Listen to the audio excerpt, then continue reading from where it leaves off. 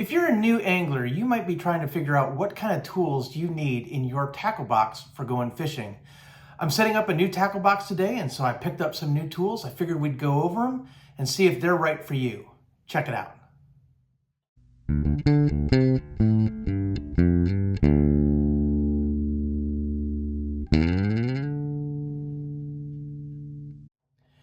Hey guys, I'm Kevin with Kemp Outside, your inside source for all things outside.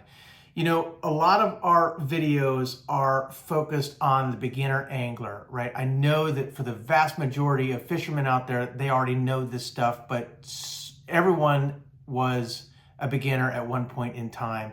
And I want to make sure that, especially if you came from a family that didn't fish and you want to get into it, that you're starting out with the basics and that someone takes the time to explain stuff to you, so that you don't waste money on stuff that you don't need and that you don't go out fishing and wish you had something that you really do need. So I'm going to go over some of the basic tools I keep in every tackle box that I have, why I keep them, why I use them, and see if they are something that you might want. So the first thing that I always make sure I have in a tackle box is a pair of pliers. And I love fishing pliers. Yes, you know, in the old days, I just used a basic pair of needle nose pliers that I pulled out of my dad's toolbox. But these days, the fishing pliers are so much better than they used to be. So I'm gonna go ahead and crack these open. They are brand new. And these are Berkley fishing pliers. And these are the 8-inch pliers. They do have several different sizes. And they never make these things easy to open, but that's okay. I'm willing to struggle for you guys. So these are Berkley's fishing pliers. And one of the things I like about them is that they're spring operated. So it's really, really nice, you know, that they pry open if you know, when they're just sitting there. And then this set of pliers is really, really comfortable in the hands. It's got, you know, good textured grip, right? So, you know, a lot of times when you're fishing, your hands are wet. You know, these aren't going to slip out of your hands. And then if they do, they have a lanyard. And so you can connect, you know, this lanyard to, you know, one of the handles. So if you're using these pliers over water, like you're in a boat and you're trying to, you know, get the hook out of a fish or something like that, you can put this lanyard around your wrist so that if you drop the pliers, well, then you aren't going to lose the pliers because these don't float. These are not just your standard needle nose pliers. They do have a line cutter right there, right? And I don't use pliers to cut line. They will cut monofilament really well. They'll cut fluorocarbon really well. Most of the time, my pliers, at least after a while, don't cut braid very well. They probably cut braid great out of the box, but I typically don't use my pliers to cut line. I use line cutters, and we're going to get into that in a little bit. These pliers also have a lot of crimping tool options. So like if you are crimping different you know, terminal tackle, there's different times when you're going to want to crimp things. You can also tune some lures with this, which is kind of some more advanced kind of stuff.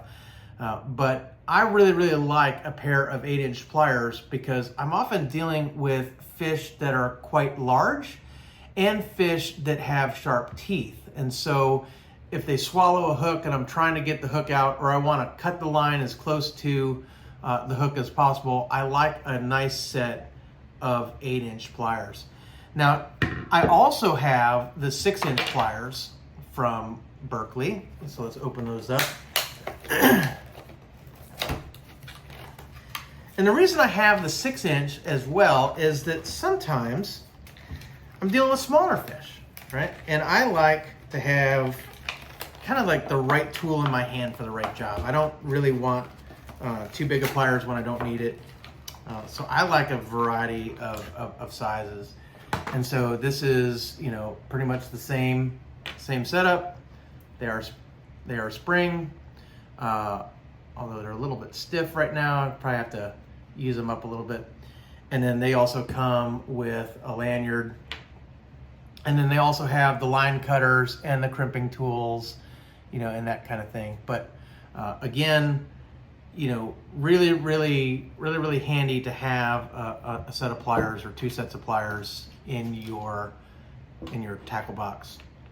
The next thing that I like to have are scissors. And I use scissors for a variety of things. Now, Berkley says that these are fishing line scissors, but that's not the same as their line cutters. And while I will use scissors to cut line, I use scissors a lot of time to cut bait. So when bait is on the hook and stuff like that, a lot of times you want that bait fish to be injured. And I know probably this doesn't sound so good for some of you, but oftentimes I'll cut the tail off of bait so that it swims erratically. It swims as if it's injured, because it is. And then that way the fish will see it and then, you know, want to eat it. So oftentimes, you know, if you're fishing with dead bait, you know, a lot of times, you know, you want to chunk them up. So, you know, cutting, you know, threadfin shad or other, you know, bait is a good way to go. Okay, so I've got these out. So these are nice, you know, little scissors. These are, I think, all carbon steel. So the pliers are carbon steel. Let's see, what's it say on the scissors? These are stainless steel blades on the scissors. But yeah, I mean, these will do great for cutting line, cutting bait, you know, anything that you need, you know, little scissors for comes in really handy. And then again, it comes with a lanyard, so you can put it around your wrist. Oftentimes, I am doing a lot of tying when it comes to the leaders, you know, braid to fluorocarbon or braid to monofilament, or I'm tying on lures, I'm tying on terminal tackle hooks and that kind of thing, tying on, you know, floats and bobbers. And I really like to have a set of line cutters. Now, you don't have to have these if you have these. If you have just plain scissors, you can use scissors. You can even use your pliers, but I love to have line cutters for my fishing, because it just do so much line management when it comes to you know, the kind of fishing that I do. So let me get this open here. Okay, so I got that open, and then so again, it has a lanyard, and then these are great line cutters. I mean, they'll cut braid, they'll cut fluoro, they'll cut monofilament, everything from, you know, 4-pound test to 100-pound test. These things cut great, and they're nice and small. And so I love to have these. And so, yeah, I mean, I will put all these things in the tackle box. I'll carry line cutters and scissors at the same time, and I'll carry, you know, 2 different sizes of pliers, you know, in a tackle box. If your tackle box is small, then you can scale that down. Maybe carry 1 set of pliers and maybe the scissors or whatever. The last tool I want to go over is the fish gripper. Now, I absolutely need a fish gripper because I fish for a lot of fish that have teeth. And fish that have teeth, you don't want anywhere near your hand.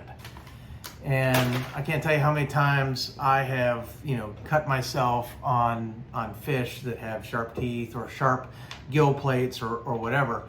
And so how this works is you pull that down and that opens those jaws. You stick those jaws in the fish's mouth, and then you can hold the fish.